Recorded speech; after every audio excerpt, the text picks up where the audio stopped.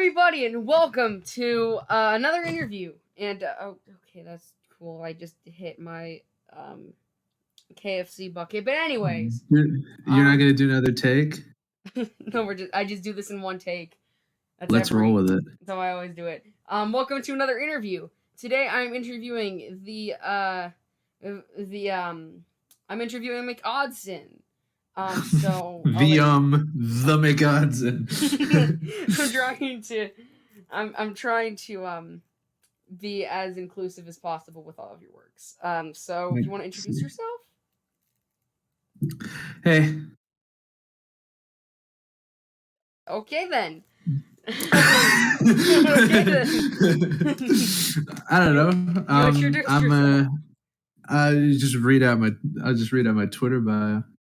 But yes, I am the McOddzen. I do some writing, some voice acting, mostly voice acting, and I do the soundtracks for OBC, and I work on sort of my own original music in my spare time. But yeah, just like helping around in the community wherever I can. I do OSO too. You know, if I have time, just all that stuff. That's sort of my deal, my philosophy. Nice. And that's who I am. There we go. There's his There's his introduction. So, question number 1: how did you end up coming into the OSC? Oh, it's great. I forget if it was. I definitely wasn't me. I'll go through this. Like, I think my little sister, and she must have been. It was probably like 2015 or something, and it's my little sister. She must have been. I'm gonna guess like probably 8 or 7 or something. She was watching BFDI, and I catch it, and I say, "What is this?" And then you watch it, and then it's like holy shit, this is it. And so you get into that. I watched TWOW. I was a huge Carrie fan, still am, but But when he was uploading a lot of stuff, and then you watch TWOW, and then he says, "There's a Discord server," and I say, "Huh, what's Discord?" And so I go and look it up. How do you get a Discord? And I tried like 3 times to make a Discord account, and then I finally figured out how to make one, and then I joined the HTC, and then just gravitated towards voice chats and just talked all the time till my mouth fell off. Nice. Yeah. And I haven't shut up since. I think we all started. I've never met somebody over the course of these 6 interviews. One of them is private, but out of the course of these 6 interviews, I've never met somebody who did not start with BFDI. I mean, yeah, I don't know. There's new generations of shows, and time goes on. I think there might be some people who start with a lot of these newer shows that come out, because a lot of these newer shows reach out in a different way. See, BFDI reached out in that sort of flash cartoon sort of deal before pre-YouTube Kids. This was a lot of this was before YouTube did that whole kids deal. So I feel like in this new era of the YouTube Kids portion of YouTube being sectioned off, and so I feel like newer object shows have a certain sheen to them. I feel like that is the way characters move, and the way thumbnails are made, and just sort of the way they all sound and are compressed well. It's just a very all so I feel like it'll attract this the TikTok audience. I don't know. It's not a real audience, but just new people. And I feel like there's probably some people coming up. You know what it is? You're interviewing us. You know what I mean? We've been around since. But, a couple of years from now, these kids get a chance to make their own stuff. They get interviews, and you know what? They're going to say, "Oh, BFDI, yeah, I had to catch up on that," Yeah. Were you worried about the object show community kind of being sectioned off into YouTube Kids to where it would be kind of harder for people to interact? I was a little worried about it for a second, but only for comment sections on new like BFB videos. But outside of that, it's really just turned out to be fine. Like YouTube has this button that you can click, and even if something happens, there's like forums and websites and pages. It's the internet. It's crazy. People like it's like the guy from Jurassic Park says, "Life finds a way." He puts water on the back of his hand. So like we'll talk. We'll talk wherever we can. Yeah, who uses forums anymore? I don't. I don't know. Like that was like a 2009 thing. Geeks. I don't mean literal forums. I mean like a forum, as in like. Well, yeah, like a forum. Like, I don't know like, the like philosophical term of forum. Yeah, I mean like stuff like 2006. Okay, so how did you start making music? How did I start making music? You don't officially pick something, but like what you do is and this is still it's I started with the first actual instrument I ever learned was the ukulele, which is a fine start. And I must have been like 10 or something, and you move on to the guitar about 2 years later. You learn chords, and I think maybe 13 years old, so that's about 5 years ago. The first song I ever learned on guitar was In Spite of All the Danger. So it's like E chord, A chord, B7, which are the three big chords. And what you do is you just say, I have those three chords, and then move them in slightly different ways. Just move them around, moving chords around. And that's how it was before I knew what anything was. And you just learn things as you go. And that's the thing. I still don't know anything, but you make songs anyway because it's fun. And it's a learning experience, and it always will be until I die. So that's how you get into it. You just want to learn.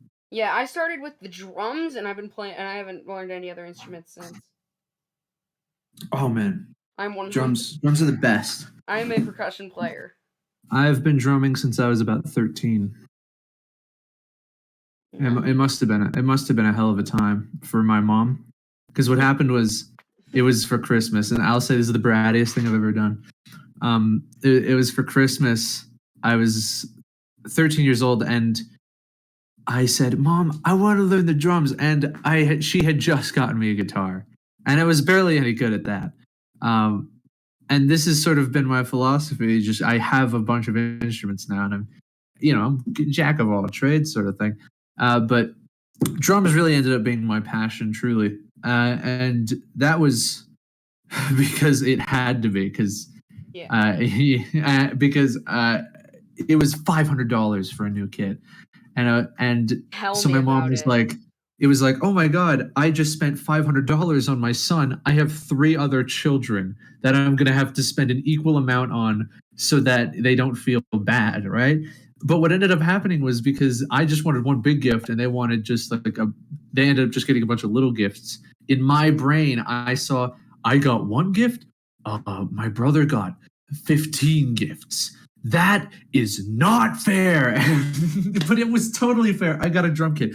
And I would go back in time and kick myself in the shins, because now drumming is my favorite thing to do ever. Yeah. I just do it all the time. It let you blow off steam. It's great. Yeah, I can play a lot of 21 Pilots songs. I don't know if you've ever heard of them. You probably I've heard of them. Yeah. If you play the ukulele, you might know about a house of gold. Yeah. Yeah. But I can play a little bit of Linkin Park. And some yeah. And I can play some Led Zeppelin. Hell yeah, bro. My smoke alarm. Oh shoot! What? Oh no! No! God! What? Oh my god. Someone left the fucking stove on. Here, I'll drink some water. Maybe the hydration will marinate through the screen.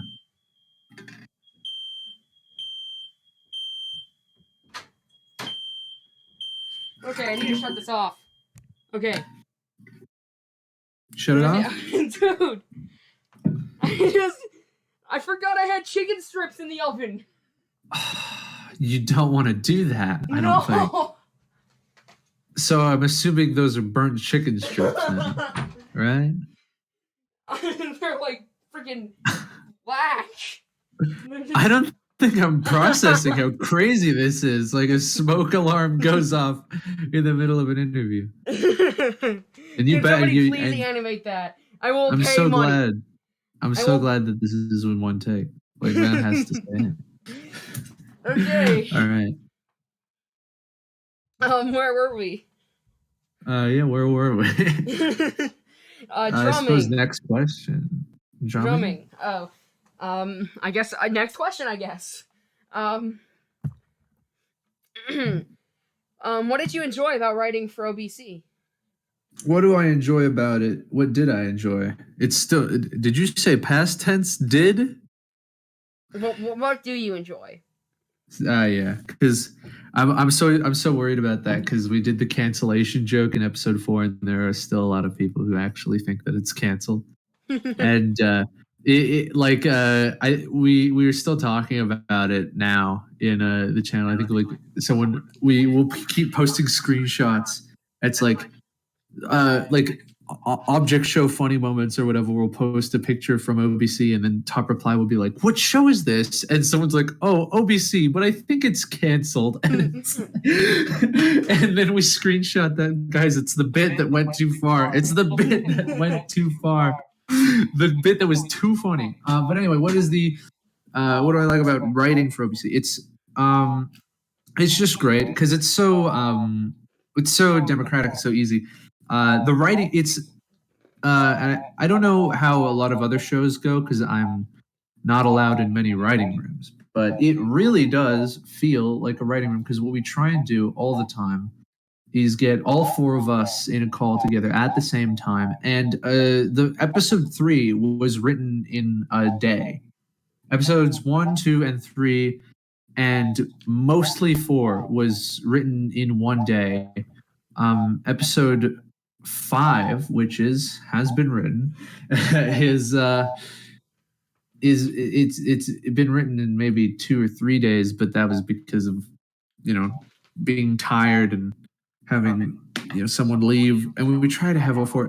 And that's what's so fun about it is we essentially just because we're all buddies. So what we'll do is we'll just like joke around, and we have these characters that are just extensions of a joke, and they'll just start one up, and then you keep it going. And that's what's so good about it is because it's just not something you think about. You just do it because all your friends are there, and it's just so natural. And that's, I think, the best thing about writing or having a writing room, especially in a comedy, is it's not like studied. You don't go into it. You don't have like a big plan. What we'll do is for an episode is we say, oh, this is the episode 4 was oh shit, what was the challenge for episode 4?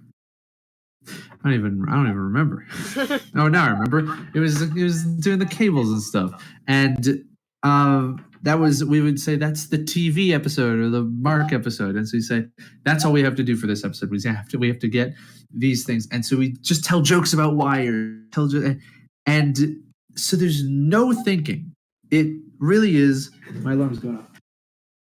Wow. All right. Anyway, yeah, I'm rambling, but that is the most important thing, I feel like, with a comedy, and it's harder to do now. But just to have a writer's room where everyone's there at once, and just not really editing too much. It's just so in the moment, and that's what's so fun about it. Yeah. How do you guys write episodes? That's how we write episodes. I mean, I just said I it. mean, Like do you it's do you guys go into like a Google Doc, or do you just like? just instant. It's a Google Doc, and just VC calls that last a bit. You know, you get ready for them. Obviously, everyone has to wheel around their schedules, and there's bits there. I think for episode 5, it was a little tough because we obviously wanted to do the 4-person writing group because that's always how it works. But the problem was, you know, someone wouldn't be available one day, and then it's just like, okay, well then let's wait a week. Okay, let's wait 2 weeks. We want to have all of us, so let's wait another week. And it just ended up being a bit of a mess. Of course, the episode's still good because we really tried, and I promise it'll be good. But yeah, there's actually still one part that hasn't been written, and we're supposed to write it today. So I promise. It's along though. It's getting along. Yeah, you can definitely ramble because we have only 16 questions, and I want to shoot for 50 minutes every interview. Um, maybe any writing advice I can give? No. If you got something in your head you think it's funny, say it. Say it. And if it's really funny, you write it down. That's all you got to do. Nice. All right. Well, how'd you end up working? But I don't know if OPC is known for its writing. That's the one thing that I'll always think about that eats away at me is like the comments. The comments are like reviews for OBC, and we're always trying to improve. Is like, this show looks great. Oh man, the animation this episode was great. Yeah, this show looks great. Oh man, these backgrounds are great. These are some great backgrounds. And then I don't think I've heard anybody say anything about the way the show is written, but I don't care. I don't care. We write it for ourselves. I think they're getting funnier. I've seen some new comments. I've seen some people come around to some of the jokes. That's the problem with a lot of. Sorry. No, what is the problem with a lot of? Well, it's not really a problem. It's just more of like a commonality. Like a lot of them are like 10-year-olds who don't know how to. Not, and I'm not saying that they have they don't have a valid reason to like OBC. I'm not saying that, but a lot of them are like, this is just great. I love this show, and then he's like, no, it's like a hollow criticism, and that's nice. You know, it's a blessing and a curse. You got like sort of untuned to the great culture. You've got minds that are untuned to that sort of thing. But that's the curse of the community being so young. But the blessing is that, you know, they end up learning, you know. Yeah, and through the community is how they learn. And then it inspires, which is great. Yeah, and it inspires more young animators to come out, and oh my gosh, and it inspires young animators to come out, and you know, they're like, wow, I can do something like that as well, and then it's like a cycle. Yeah, it inspires them to work for OSO and then not get scenes assigned to them. Yeah. What's the next question? Speaking of OSO, how did you end up working with Cheesy? I know that probably has nothing to do with it. How'd I end up with what? How did you end up working with Cheesy? Oh, with the man himself. The funny. Well, basically, the funny he make was, me cry man. Yeah, basically, he made the series about Remote and Battle for Circle, and I just kept commenting on all his videos. I kept emailing Cheesy directly and saying, hey, can I voice act for your object show? Hey, do you have an object show? Can I voice act for your object show? And you know what? After constant harassment, he finally said, yes, that is not true. We just chatted in VCs for a bit and slowly became friends. I invited him to our server. We just like hit it off like immediately. And then like 6 months later, the guy's like, I'm working on this other show. You want to voice act this little blue creature. That's because and we met on OSO because he was an organizer and I was Cologne, and that was the thing is so when he was leaving OSO and he was like, well, how am I going to talk to you? So he say, come on, man, join our server. That's the thing.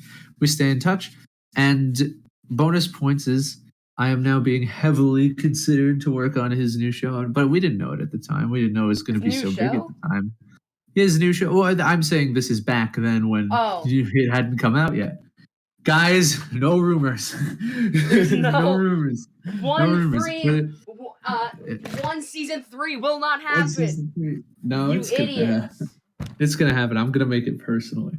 Now, so we had no idea it was gonna be so big when it happened, and so he just asks me as a buddy. That's the thing is the show is all his buddies. Is you read the credits and all that.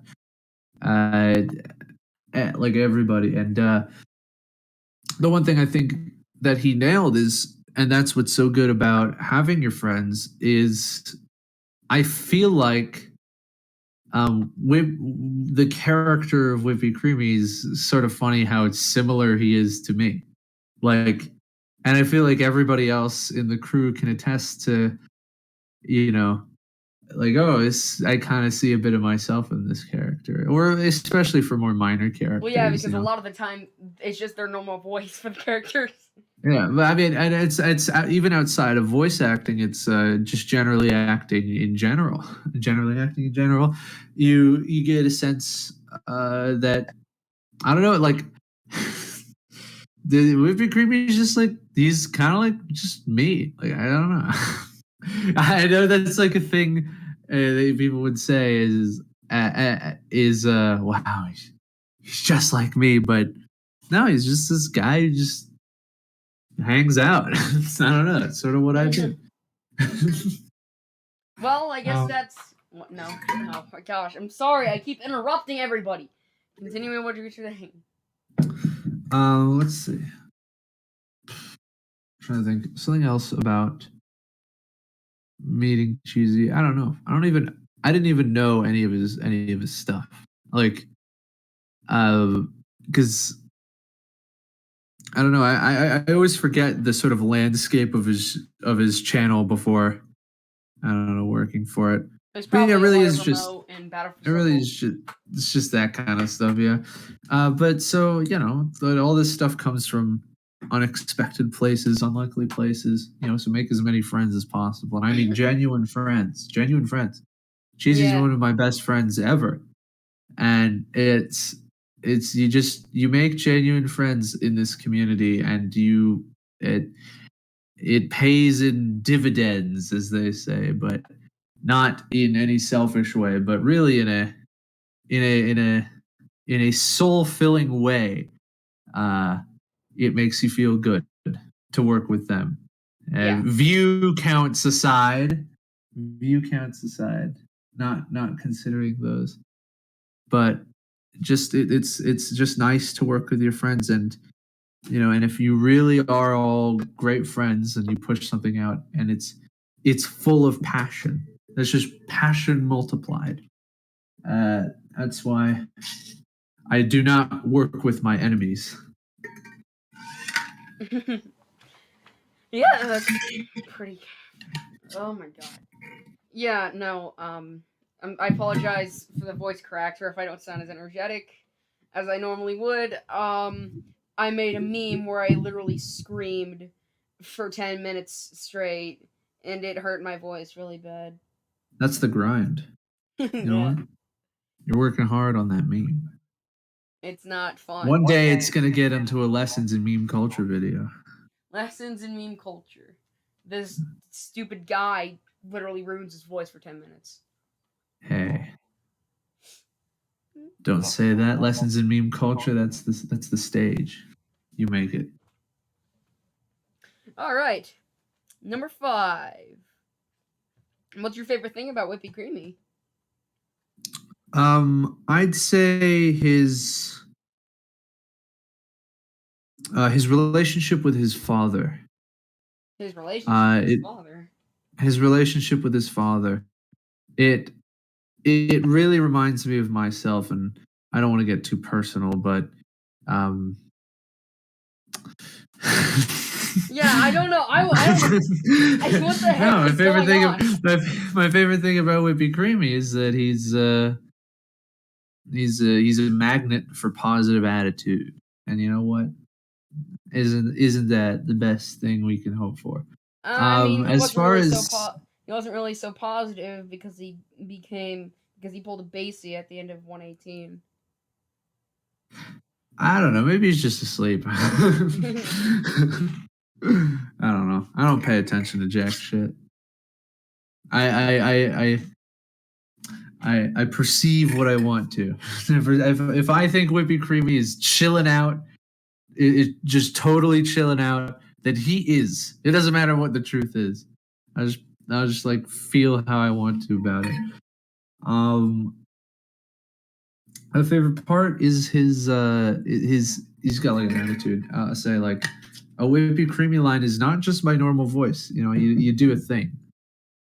Firstly, what a lot of people don't know about me is that I have a super nasally like this voice, and I have this septum problem. But like what I do for a lot of characters is, and even for some OBC characters, I do this. I'll just tug on my nose in a certain way, and it makes my voice a lot less nasally. You see, is a big difference between this and this and this, and you gotta put. Are you pulling on your It's like a nose? thing. Are you pulling? You on just your nose pull also? on your nose. You just pull on. That's how I do it. Sometimes that's the kinda secret. like- There's it's that's the secret this- to my voice acting is you it's just this? pull on your nose. Okay, hang on. So it's this compared to this. Is this better or is this better? This? I don't know. Your nose is probably normal. There's probably no difference. Anyway, yeah. So that's the only really different thing I do about him, and I don't know. You just you see the lines and you personify this man who has spent she spent 4 days in a chilled in a chilled grocery store, and all he wants in his life is a pair of sunglasses that will fit him. And because in the human world, and we'll get back to that in a minute.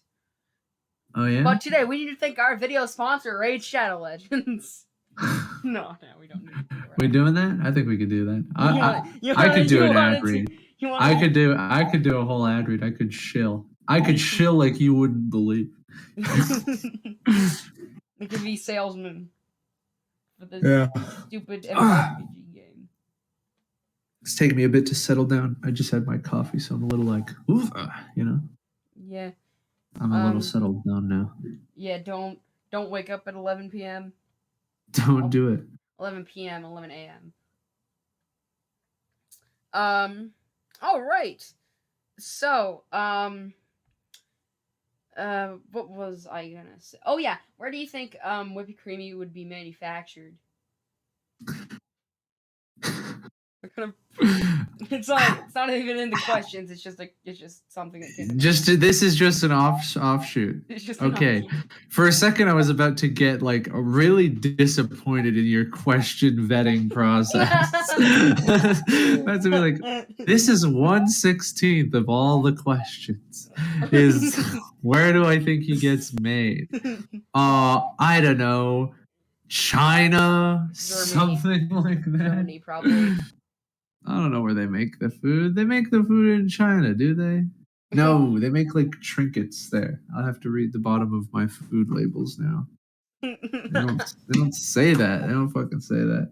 Whippy Creamy was made in a laboratory by a doctor whose name is an anonymous doctor to create the most magnetic, and this is in terms of chicks, not in terms of any sort of metal, but the most magnetic creature on the planet, and they did so.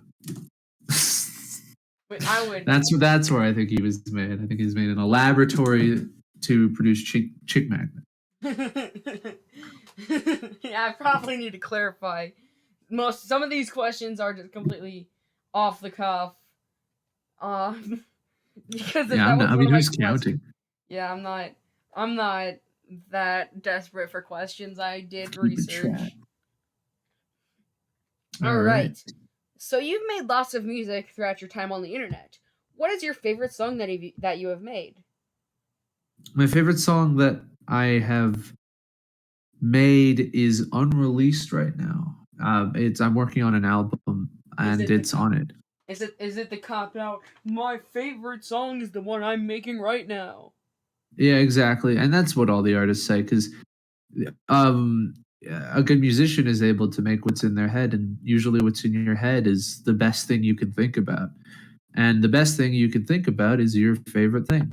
And that's usually how artists work. You know, you ask any artist, especially singer songwriters, what their favorite album of theirs is, and they always say, "Oh, it's the one I'm just made." And it's like, yeah, okay, buddy, we all know that your third album was the best, but yeah, sure. But the truth is, for songs that have already come out, my favorite one is probably April. That's probably my favorite track, and that's off of my second EP, How to Smoke Ribs? Question mark, and it's the I second to thought it last was track. I thought you were about I thought it was about I thought you were about to say how to smoke weed. How to smoke weed? You don't know? You don't know how to smoke ribs, bro? I I don't I live near Casey, but I don't know.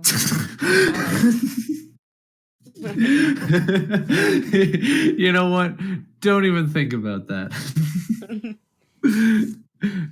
Anyway, that's probably my favorite bit track that I've ever done because of it just it for where I was at the time in terms of musical ability, which was it's only been about since I made that track, not since I released the EP. I feel like that was about 9 months ago, and so I feel like I've definitely improved a lot production wise, a lot, uh, everything wise. But uh, I just don't think I could make that song again. It's just I mean it's not like better than what I could do. It's just so different than what I'm willing to do now, and that's what's something that's never like really dawned on me until very recently is if you make stuff, and this is especially apparent with music because it's all like very subtle changes in sound, uh, and that is that a lot of stuff even about a year ago or less is just like wow I would never be able to do that again because I'm just you change a lot. So a song like April, it always infatuates me because it comes from like a different person. And as far as what this past person created, that's I think the best he could do. The best, a year ago he could do, with what he was trying to do. And I was trying to do that sort of sunshine pop, but like wacky bit. I don't know I didn't even know what my style even was back then. Uh, so yeah, that's it. It also has harmonies. Not no, I don't think any other track on that EP has harmonies. I don't think I even tried, but I actually tried for that song, and I think they work, which is something I'm always trying to get into. Is harmonies? Harmonies are very hard to do. Yeah. There's like whole videos on moving them around. And what do you say? Do you go do do do do? Go mommy me ma? Do you just repeat what the other guy is saying? What do you do? I got no clue. What is your writing process? I feel like I've told you. I feel like I've told you twice even. You've told me. Yeah. I'll tell you. I'll tell you a third time. Well, like I Have mean more like fun. in depth. I've told you my process with writing with other people, but if I was ever to write on my own, uh, I would say, uh, you know, I definitely fixate on ideas, and that's the difference. I feel like in writing between me and the rest of the crews. I feel like if I was left alone for an episode, instead of I feel like I would need to bounce off of someone because I just end up fixated on one idea for so long, and would you just like look into it and just like think, well, okay, well, realistically, and you just drive that sort of single idea home. And I feel like a lot of my personal writing that I've tried out it's very singular in what it tries to accomplish and is not very uh I don't know, which is something I realize is something that I like. I've thought about a lot of the media that I personally like, and I've realized that you know uh, I just like simple little things. I like nice sketch stories. I like short films. It's just a singular forward movement is something I can't get over. I love that. You're able to track everything in your head, and it just all makes sense. But I know that's not postmodern to say. So, but that's where I lie. That's where I lie personally. I think I think not super pro postmodern ideas of writing. So I don't know. Yeah. All right. Um. What show did you like working for the most out of all of them? Uh, I've only worked on a few, but I like OBC the most because I have control. I have complete creative control with me and three people that believe in similar things that I do in terms of what we want out of the show. And I get to make music for it, which is, I don't know if you've noticed this, my favorite thing to do is make music and play the drums and to make music. Yeah. So I get to fucking make music for it. I mean, I don't know what else to say. That's just anything that lets me do that. I'll have the best time ever. Uh, Yeah. and so just every episode, I put in new songs, and it's like, oh well, guys, let's do it. And it's like, oh yeah, I'm the only guy who's making songs here, and I just will, and I just do it all, and it's just you know, Yeah. that's where my, that's where it's so much fun. Uh, but I've also enjoyed that. Oh, hold on a second. Speaking of OBC, they're trying to have the writing meeting right now. Hold on. Oh. I'll screenshot this. I'll screenshot this and I'll say, "Sorry, guys." No, no, no! I didn't mean to. No, I didn't No, mean it's to. fine. I didn't mean to We screw got that time up. out of the day. We got time out of the day. It's the weekend. We can do whatever we want. Anyway, what was I saying? I was saying, oh yes, creative control in terms of music and in writing, and uh, that's fun. But in terms of interacting with fans, one has been the best because I don't know. There's so many more people. Like that's the thing. I feel like no matter the size of the fan base, the quality of people doesn't change because people are generally nice. But that's why I liked interacting with the one fans the most is because there were more of them and more people. I think is great because I love people. Nice. Hey guys. That's sort of my philosophy on that. All right. So, yeah. Good answer. I don't really know what to say. I feel like I need to fill in. I feel like I need to say something about the answer after every answer. You want to study it? You want to? I want to analyze it. I don't know what I'm saying. Yeah, do some analysis. Yeah, analysis. What did he mean by creative control? Is he power hungry? Does he require control? Is he Could missing he- it in other aspects of his life? Is he gonna snap on the other three creators? And Is there going to be a rift in the four OBC creators? Is gonna be here? Yeah, canceled? I'll come out and say this. OBC is canceled as of This is a 2 bit- minutes ago. Top at the Hat just DM'd me and said, "Hey, buddy, we were supposed to VC right now, and you know what you did? You went in to do an interview. It's canceled." do they And- do they know No. that it's me? Yeah, they know it's you. You interviewed a person before. He knows you. Yeah. Yeah. Oh, I didn't mean that sounded. That kind of came off egotistical, though.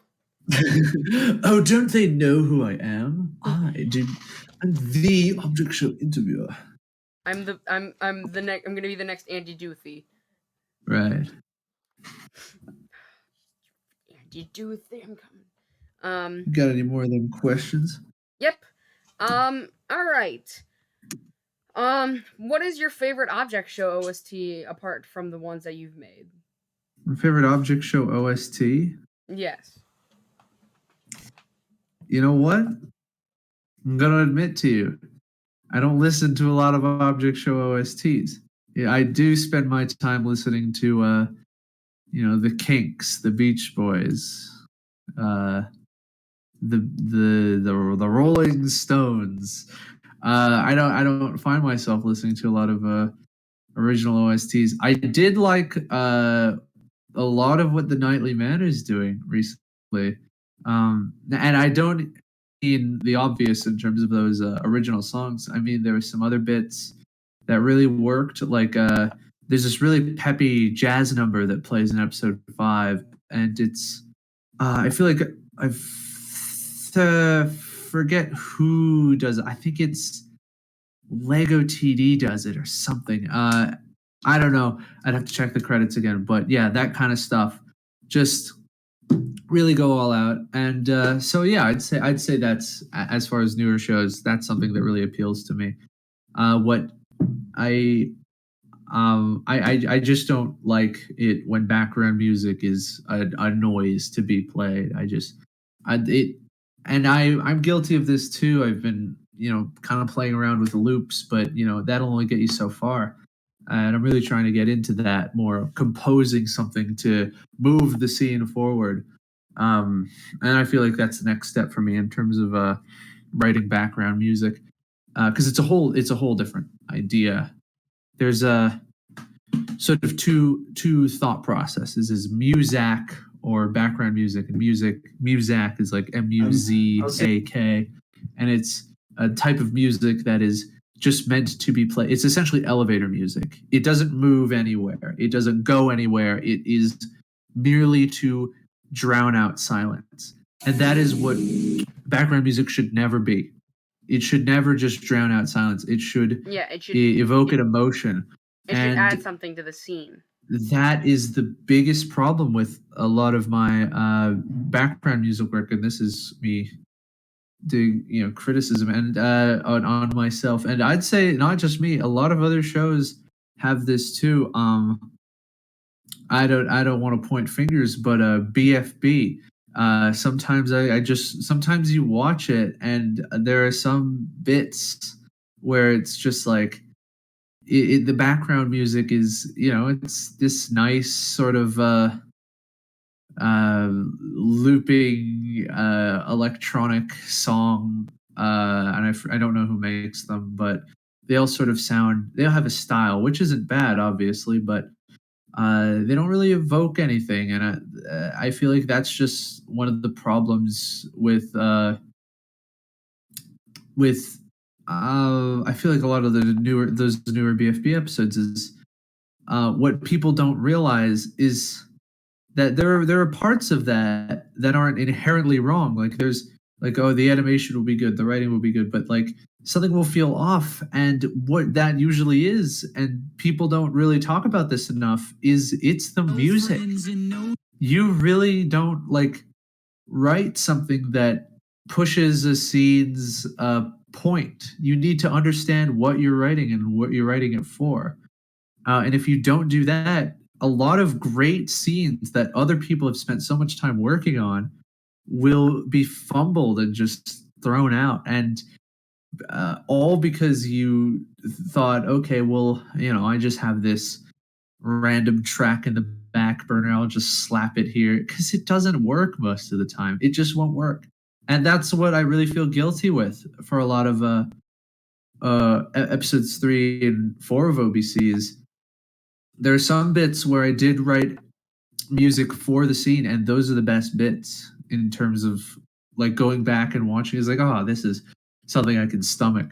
But I really cannot stomach some of that old stuff, because it's just, I had made the song and they were editing the episode together, and they said, okay, we need the tracks, Jacob, give us the tracks. And so I say, okay, here's some tracks, and I didn't think, and to just think more is about what you're doing, and just, or feel more, feel it out. Just the worst thing you can do is just remove your creativity from the situation and just push forward these bits of music, not like background music. That's what you want. And so that's my pragmaticism on that. The big words, guys. Makes you sound smart. I don't even know what it means, the word pragmaticism. Pragmatic. Hey Siri, what does pragmaticism mean? Dealing with things sensibly and realistically in a way that is based on practical rather than theoretical consideration. I think that's true. I think that's what I just did right there. Anyway. Anything else? I have like 5 more questions left. We might want to hurry this up. All right. I mean, unless you want to stay here longer, but I know you have something to do. Right. Do you have any tips for up and coming music artists? Tips for up and coming music artists. I'll say what the others say, and that is to steal as much as you possibly can. There are no original beats, guys. You can just get away with it. Steal as much as you possibly can. And what am I saying? Does he mean take my favorite song and steal it? No. What I mean is learning. Learning is just stealing. That's all it is. When you learn something, you're stealing something from somebody. Imitation is the sincerest form of flattery. Exactly. Blues is built on this. You go and watch other blues players play, and then you find a new lick that you like, and then you say, okay, I'll nick that and sneak it into something I will do. And then, because it's all subconscious is really what I've gotten really good at is subconsciously stealing. I'm so good at stealing now, my brain does it without me even trying. That's only going to get you so far. But really, what I'll say is, never make a song that you think you can make. That's sort of something I've started to try to do. Is I say to myself, I haven't been making a lot of rock and roll, right? I can make that though. I can make one. I could make a song like that, just a standard 12 beat sort of deal, but I can make that. So why make it? Because when it's done, I know what it would sound like, and it's there it is. And that's sort of and there's a big difference between being asked to do something and doing something for yourself. And a lot of my own music is me pushing myself in this way. And when I have to make music for other things, I have like tricks. I have like a bag of tricks that I can pull out of. So when you're writing creatively, don't use these tricks. Never do it. Learn new tricks. Make a song that, say, there's that trick. I don't know that. I want to learn that trick. So I want to make a song that'll teach me this trick. And you do that. So that when later you have this bag of tricks, and what'll end up happening is you keep pushing, but in reality, I say don't use that bag of tricks, but you know what? You will be. You will be using those bags of tricks, but you won't be pulling it out. You won't be doing it on purpose. You won't be building things around it. It'll just be something you know, and you just use it, and it's great. So but for getting started, if we're really talking about getting started, Low disk space, freaking it. I don't care about my low disk space. Stop worrying about that. that's how long I've been talking. But for like just really getting started, here's my tip: get started, get going. You know, life is really short, and no one's ever learned music. No one's ever figured it out. So you could know nothing and know just about as much as the people who know everything. Uh, there's lots that's been unexplored. There's lots that's been heavily explored, but it does not matter because you haven't explored yourself musically, and that's literally all that matters. Nice. Yeah, so stuff like that's what I say to a lot of like up in like SoundCloud. That's what, a lot of people that make fun of SoundCloud rappers. It's like, I mean, their music might be bad, but half of the time they're just starting out. Right. I would go easy on them. How do you feel about Whippy Seat? What? How do you feel about Whippy Seat? Is this a big question or is this like a conjecture? It's the ship between Whippy Creamy and Subway Seat. Well, I know what it is, but like, my question is this one of the big questions, or was this another one of those like, oh, just off the top of my head? It was mostly off the top of my head. Okay. Well, what do I think about it? I don't think it really matters what I think about it. I think they're just really great friends, but that's me. If you have a headcanon that's all something else, you have a headcanon that they're all in one big polycule and they all kiss behind the scenes every episode. It doesn't matter. It doesn't matter. You know, it's all I in mean, your what head. else do they have to do on the plane? I mean, what else can you do? You just make out with each other all the time. So anyway, it doesn't matter to me. It's just what the people want. You know, but everyone's been talking about it. Like, really, the only thing you'd have to do is just not send it to Cheesy. That's it. Yeah, don't. But if you want my honest opinion, that's you. You know, my honest opinion does not matter because I don't look at it. You know what? Sometimes I do look at it because some of the art is really darn good, and it ends up it ends up cropping up into my feed somehow. And you go through the tags and things.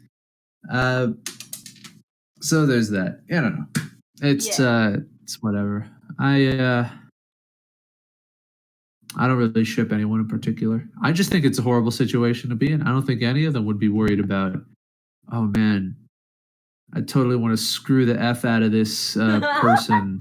I totally want to screw the H out of this you know, person who is traumatized with me and probably doesn't want to think about anything right now. Listen. You're on the plane. It's always just struck me they're as a stuck on the tough plane situation. for like 20 years. They're gonna get bored eventually. And they're all looking. The thing is, there's no walls, there's no privacy. They're all kind of looking at each other all the time. You know, you can't really, you know, I wouldn't feel comfortable doing that. I'm trying to put myself in that situation. Oh, I don't want to. Ugh. The last place you want to find yourself is the plane, or so they say. Anyway, that's all I gotta say about that. I don't care. All right, we got 2 more questions left. And yeah. So what is your interpretation of the one ending? And if you want to answer this, if you don't want to answer this, it's totally fine. But if you do, I just want to say, if you want to take this, do not take this as canon because he doesn't write the show. Oh yeah, I don't write for He one. doesn't. This is his. The ending is supposed to be open for interpretation. So you believe what you want to believe. This is just from the perspective of It's the just person that. my interpretation. So, so as we know, Liam is a telemarketer. He works with computers and has good posture. He's able to sit down for long periods of time at computers and figure out problems. He's paid to do it. Now he's impassionately riled up to do it. So what I could imagine is, even though it is a tough program, the Airy character is very stupid, and I assume Liam is much smarter than him and can figure out in a shorter period of time. So I can imagine it would probably take less than a year for our Liam to do it. And I think he would do it. And I think he'd find a way very, very soon, very quickly, to talk to the contestants. So it's not like they're going to run away from him while he's being quiet. So they're going to stay there. And oh boy, they'll hear his voice. It'll be a sigh of relief. And they're just testing things out. He's like, I gotta make a new planet, test some shit out. He does this stuff, figures it out because he's heard the tales. He's heard that he accidentally killed a bunch of people. So I don't know. He could bring Stone back. You know, Stone's a nice guy. Stone's a nice enough character. You know, just say like, hey, here's some more fucking paper. Write some shit down, you bastard. And then Stone does is like, okay, fuck off now. And so they say, all right, let's now. And you know what? Fuck it. You guys can have your wish. You go home, you have your wish. And they say, oh, should we take a stand? Blah, blah, blah, blah. So what happens is Whippy Creamy gets sent back to the human world, and he's got sunglasses. He's got his sunglasses that he wants. And he realizes, well, now here I am. But where's Subway Seat? So you know what he does? He puts on his sunglasses and he's like, I'm going to find my buddy. Puts on his awesome sunglasses and listens to 70s disco music and treks along the great continent of North America through cities with through metropolitan areas with underground subways, specifically to find this one pattern and find this one wacky guy, all while picking up chicks along the way. That's right. I'm pitching you season 3 of 1. Season 3, The Search for Subway Seat. It stars Whippy Creamy on his illustrious journey, picking up hot babes along the way. Yeah, they're human babes, but you know what? They don't care that he's just a tub of whipped cream with arms and legs and sunglasses. They don't mind. He's that cool. And he listens to hit 70s disco tracks such as Stayin' Alive by the Bee Gees and other disco songs like Do the Hustle, etc., etc. Anyway, in the final episode, he finds Subway Seat, Whippy Creamy, of course, with 5 babes around his arm. And Subway Seat merely says, you saved some for me? Roll credits! What do you guys think? Whoa! Yes, that is. There we go. That's gonna be pitched. That's not pitch. I'm making that right now. You're making it right now. Episode 1 is in production, or episode 19. All right. Anyway. What? I was just saying that's it. Oh. All right. We are on to the final question, and all right. This might not happen, and if you don't want to do this, that's totally fine. But would you be willing to play us a song? Okay. I know which one you guys want to hear. I know how to please the crowd, or at least I think. Oh. Wait a minute. He's got to find the words. He doesn't remember the words. Here they are. So I don't know if you guys have seen this show called One, but there's a song at the very end. Let's go.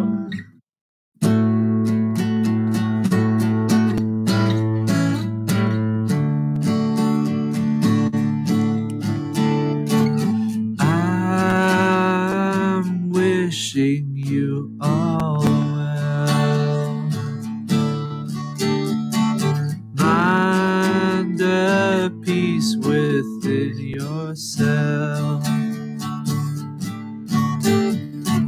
Covers up, I cast you off. I'll be watching as you breathe. I lie still, I move you. You move, I said. You off around the bend.